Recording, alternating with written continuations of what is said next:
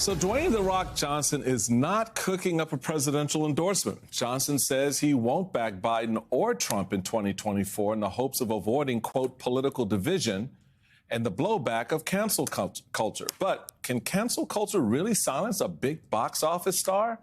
A new MSNBC film, Canceled, the story of cancel culture, dives into the phenomenon. Publicly canceled. We called it public shaming. We called it rejection. We called it ostracizing people. We didn't have a problem with cancel culture when it was only the powerful people canceling the powerless. It's only when the people who used to be punched down upon start punching back, all of us think, there's a cancel culture. This is awful. This is awful.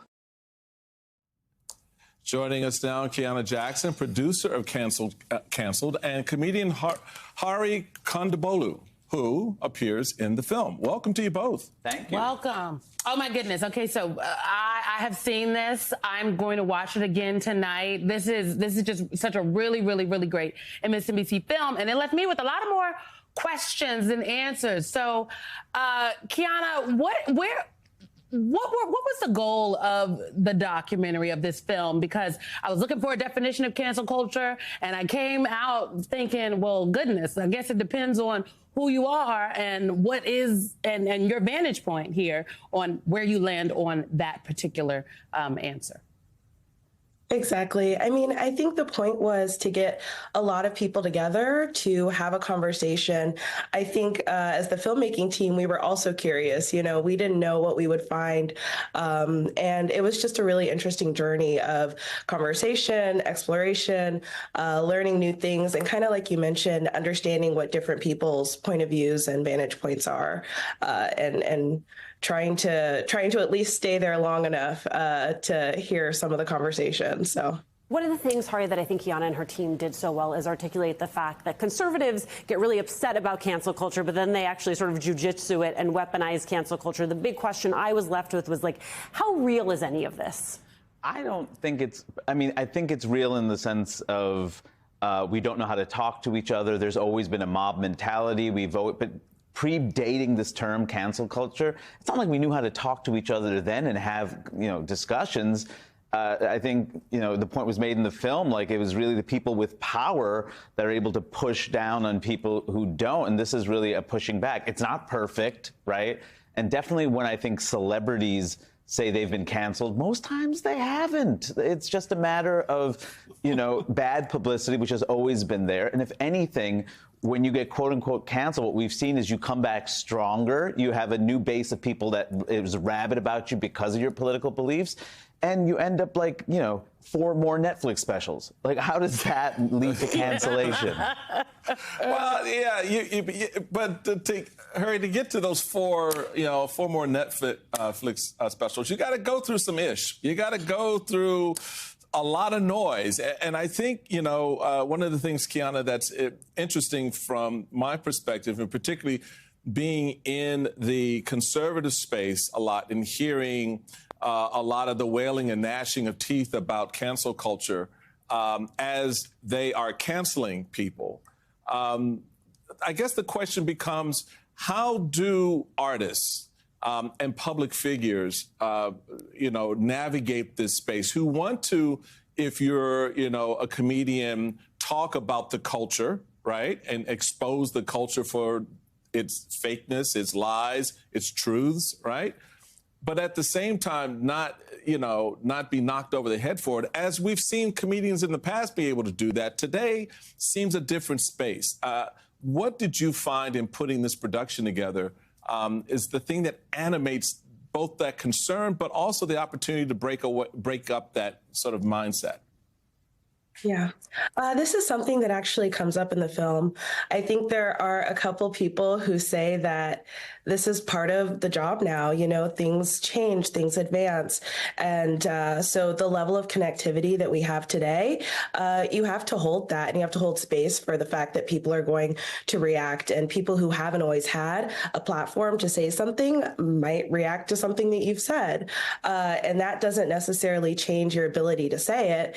It just changes is the dialogue, right? So I keep coming back to the idea that this is about having a conversation, being willing to have a conversation. If you've said something that has really offended people, then we need to kind of get rid of this idea that it's somehow embarrassing to come back and apologize or come back and say, hey, I don't understand.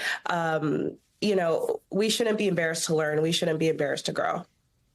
Hari, in the film, you're in the film, and some people might say that you got Abu from The Simpsons canceled because you talk about that they explore this part in the MSNBC film, and something I thought was very poignant. You said, look, he wasn't canceled, he's still there, but they just don't feature him as much. Where's the line between accountability and canceled? Because I think it's a very fine, sometimes slightly transparent line. For example, I don't think Apu was canceled because he's a cartoon character, and also the people who make him are part of a multi-billion-dollar industry. I'm not talking about The Simpsons, but whoever owns The Simpsons at this point. So I don't think that's a real thing, And accountability, a lot of times it's up to the artist. Do you stand behind what you say, even if you're quote unquote canceled? If people are criticizing you, do you stand behind it? Or do you say, I learned something from this, I don't believe the same thing?